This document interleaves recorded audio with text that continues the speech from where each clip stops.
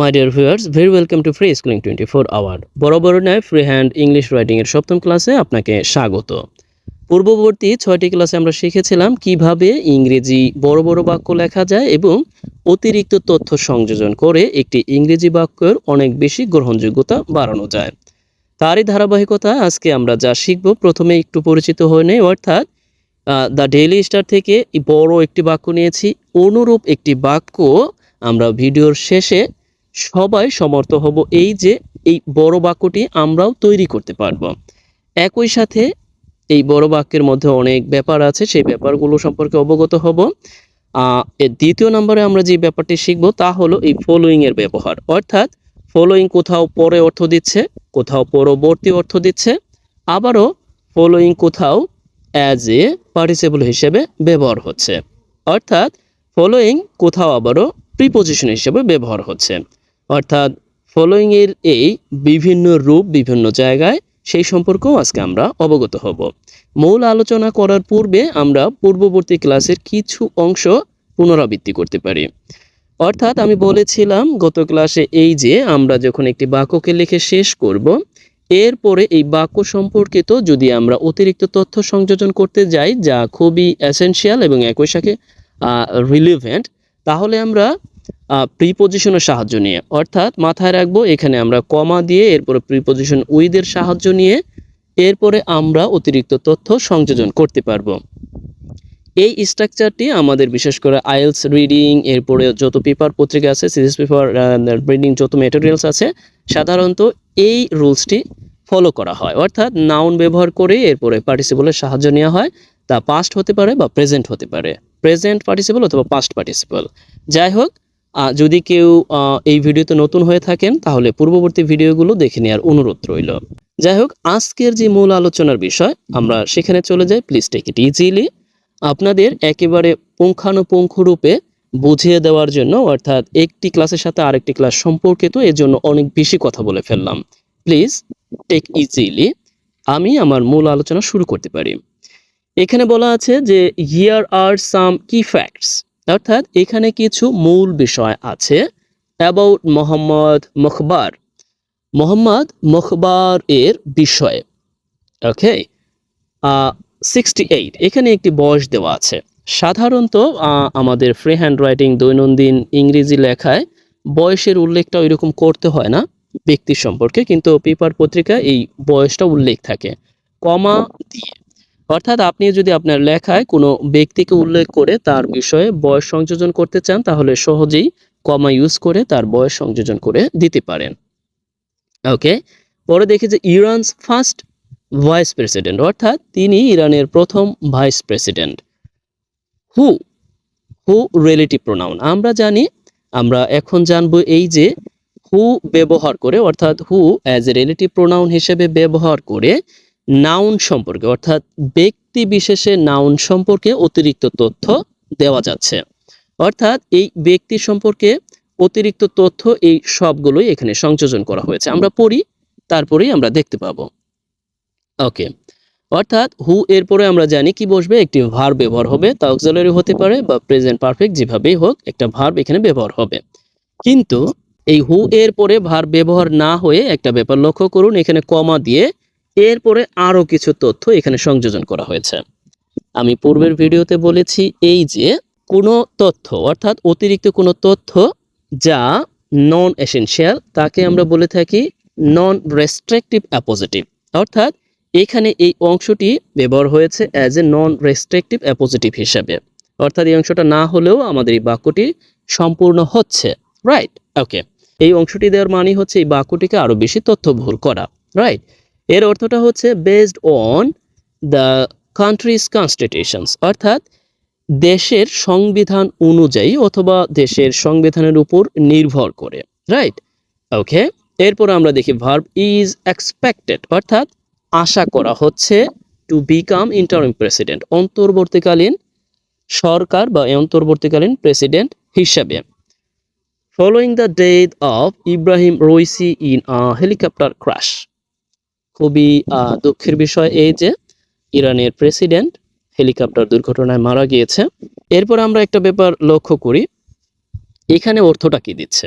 এখানে অর্থটা দিচ্ছে এই যে following the death of Ebrahim Raisi in a helicopter crash, অর্থাৎ এই ইব্রাহিম রইসির হেলিকপ্টার দুর্ঘটনায় ইব্রাহিম রইসির মৃত্যুর পরে, অর্থাৎ এখানে ফলোইং এর অর্থটা দিচ্ছে পরে বা পর। তার মানে ফলোইং এখানে ব্যবহার হয়েছে অ্যাজ এ প্রিপোজিশন হিসেবে, অর্থাৎ ফলোইং এখানে ব্যবহার হয়েছে অ্যাজ এ প্রিপোজিশন হিসেবে। এখানে বলতে পারেন যে আফটার এর অল্টারনেটিভ হিসেবে এই ফলোইংটা এখানে ব্যবহার হয়েছে।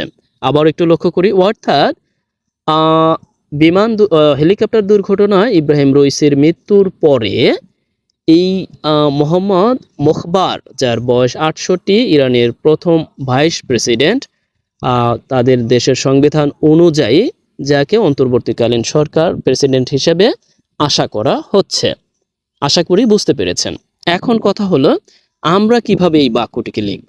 আমি বলেছিলাম যে আমরা এই বাক্যটিকে লিখব কিভাবে লিখব, তার আগে এই ফলোইং এর আরো কিছু ব্যবহার আমরা দেখে নিই। অর্থাৎ ফলোইং এখানে ব্যবহার হয়েছে অ্যাজ এ প্রিপোজিশন, অর্থাৎ আফটার এর অল্টারনেটিভ হিসেবে। এই প্রিপোজিশন আফটার এর অল্টারনেটিভ হিসেবে যখন আপনি ফলোইংকে ব্যবহার করবেন তার অর্থ হবে পরে, রাইট? এই ফলোইং দিয়ে আপনার লেখাকে অনেক বেশি স্ট্যান্ডার্ড করতে পারেন আফটার এর পরিবর্তে ব্যবহার করে। দেখবেন আমরা যখন স্পিকিং শিখতে যাই তখন আমরা বলি যে আপনি এটার পরিবর্তে এটা বললে বেশি গ্রহণযোগ্য হবে। লেখার ক্ষেত্রেও আপনি আফটার এর পরিবর্তে যদি ফলোইং ব্যবহার করেন অনেক বেশি গ্রহণযোগ্য হবে। ওকে, এরপর আমরা দেখি ফলোইং এর ব্যবহারটা অ্যাজ এ, এখানেও ব্যবহার হয়েছে অ্যাজ এ, অর্থাৎ অ্যাজ এ প্রিপোজিশন হিসেবে। তার মানে হি টুক চার্জ অফ ফ্যামিলি বিজনেস, অর্থাৎ তিনি ফ্যামিলি বিজনেসের দায়িত্ব নিয়েছিলেন। আমরা এই অংশটি একটু শিখব যে টেক চার্জ অফ অর্থাৎ দায়িত্ব নেওয়া বা বুঝে নেওয়া, অর্থাৎ সে তার ফ্যামিলি বিজনেসের দায়িত্ব নিয়েছিল ফলোইং হিজ ফাদার্স ডেথ, তার বাবার মৃত্যুর পরে। অর্থাৎ এখানেও ফলোইং ব্যবহার হয়েছে অ্যাজ এ প্রিপোজিশন হিসেবে। কিন্তু প্রশ্নটা হচ্ছে এইখানে ফলোইং কি হিসেবে ব্যবহার হয়েছে।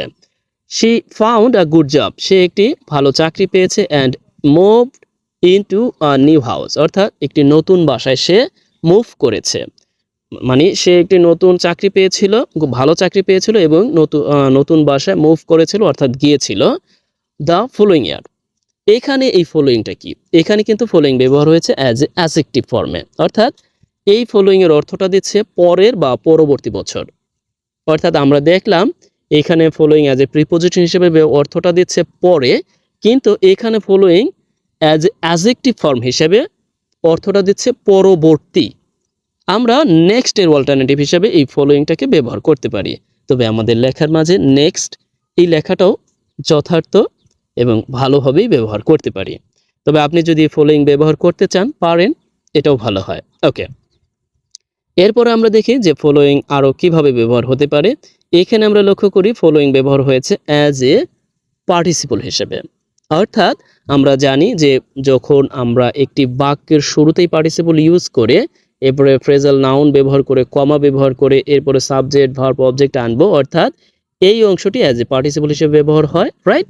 পার্টিসিপল হিসেবে ব্যবহার হলেও এর অংশ এর অর্থটা দেয় আংশিক, অর্থাৎ শেষ হয়েও হইল না শেষ, এরকম।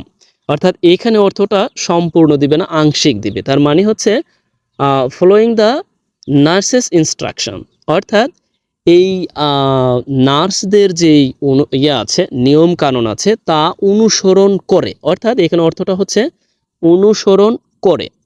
আমরা মাথায় রাখবো আমরা শুরুতেই যখন এইভাবে একটা স্ট্রাকচার দেখব সিম্পল বাক্যে, অর্থাৎ শুরুতেই যখন আইএনজি যুক্ত ফর্ম অর্থাৎ পার্টিসিপল থাকবে তখন সেই অর্থটা সবসময় কিভাবে দিবে, অর্থাৎ আংশিক দিবে, অর্থাৎ শেষ হচ্ছে না কিন্তু, অর্থাৎ সে অনুসরণ করে এই পর্যন্তই কিন্তু। আবার আমরা যদি বলি ইটিং, ইটিং তার মানে সে ভাত খেয়ে, ইটিং রাইস অর্থাৎ ভাত খেয়ে। আবার আমরা যদি বলি যে গোয়িং টু ঢাকা, অর্থাৎ সে ঢাকা গিয়ে, তার মানে গিয়ে, করে, খেয়ে, নিয়ে, ঘুমিয়ে, এইভাবে অর্থটা দেওয়ার জন্য আমরা কি করতে পারি, এইভাবে পার্টিসিপল শুরুতেই ব্যবহার করে এরপরে কমা দিয়ে সাবজেক্ট এরপরে যা যা আছে তা আমরা অ্যাড করে দিলেই আমাদের বাক্যটি সম্পূর্ণ হয়ে যাচ্ছে। অর্থাৎ আমরা একই সাথে আমরা দেখলাম আসলে পার্টিসিপলের অনেক ব্যবহার আছে, তো এখানে শুধুমাত্র আমি ফলোইং এর ব্যবহারটা দেখালাম। ওকে, অন্য ভার্বেরও আপনি একইভাবে এই পার্টিসিপল এই ফর্মে ব্যবহার করতে পারবেন, সমস্যা নেই। অর্থাৎ আমরা এখানে দেখলাম যে তিনি নার্সদের যে নিয়ম কানুন আছে তা অনুসরণ করে শি জেন্টলি টুক আফটার, অর্থাৎ টুক আফটার অর্থ আমরা জানি, প্লিজ দয়া করে নোট ডাউন করবেন। টুক আফটার এর অর্থটা হচ্ছে দেখাশোনা করা বা যত্ন নেওয়া। ওকে, এজড পিপল অর্থাৎ তিনি নার্সদের যেই অনুশীলন আছে, নার্সদের যে আছে অর্থাৎ ইনস্ট্রাকশন আছে, সেগুলো অনুসরণ করে বৃদ্ধদের দেখাশোনা করেছিল। ওকে, আশা করি বুঝতে পেরেছেন। অনেক বেশি বকবক করে ফেলেছি।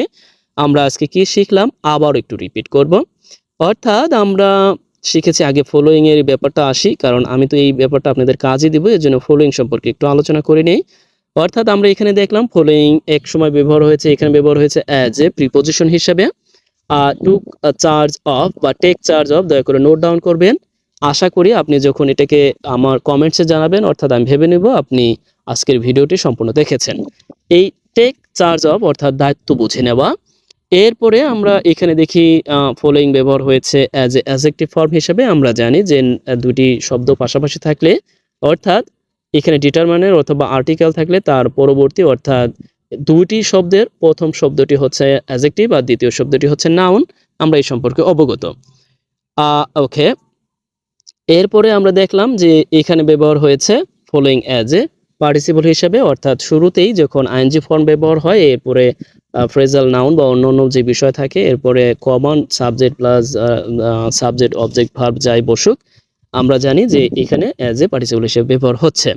এখানে টুক আফটার একটু নোট ডাউন করে রাখবো।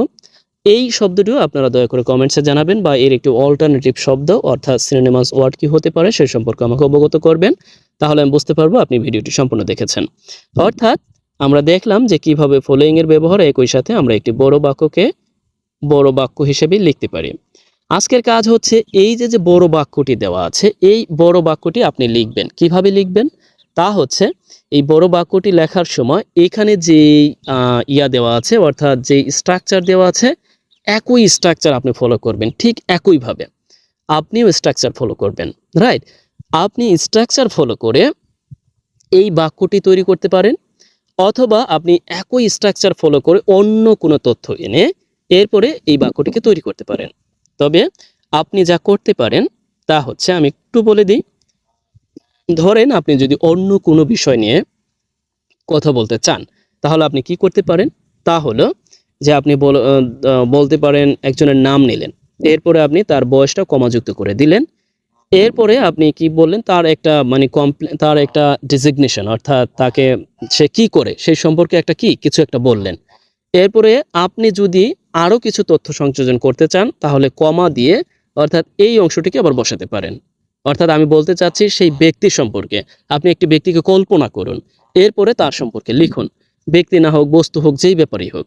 এরপরে আপনি এই ভার্ব দিবেন, তারপরে হচ্ছে যা যা আছে আপনার মন চায় তা দিবেন। এরপরে অবশ্যই আপনার বাক্যের মধ্যে এই ফলোয়িং অর্থাৎ আফটার যে প্রিপোজিশন ব্যবহার করি, তার অল্টারনেটিভ হিসেবে এই ফলোয়িং এর ব্যবহারটা করবেন। অর্থাৎ আপনার বাক্যে যদি এই দুটি অংশ থাকে তাহলে এনাফ, অর্থাৎ এই রিলেটিভ প্রোনাউন হু থাকবে, একই সাথে ফলোয়িং থাকবে। তাহলে আপনার বাক্যটি, আমি ধরে নিব যে আপনার বাক্যটি সম্পূর্ণ হয়েছে। আর যদি কেউ চান, তাহলে এই বাক্যটি ঠিক এইখানে যে ইনফরমেশন আছে, এই ইনফরমেশনটাকে ঠিক রেখে, সবকিছু ঠিক রেখে এই বাক্যটিকেই আপনি প্যারাফ্রাইজিং করবেন, অর্থাৎ আপনি আপনার ভাষায় লিখবেন। এতদিনে যা শিখেছেন ঠিক ওগুলোর সাহায্য নিয়ে বা আপনি নিজের মতো করে লিখবেন। আশা করি আপনি বুঝতে পেরেছেন আমি কি বোঝাতে চেয়েছি। যদি না বোঝেন অবশ্যই কমেন্টসে জানাবেন, আমি চেষ্টা করব আপনার প্রশ্নের উত্তর দিতে। আজ এই পর্যন্তই। ভালো থাকুন। Best wishes for you.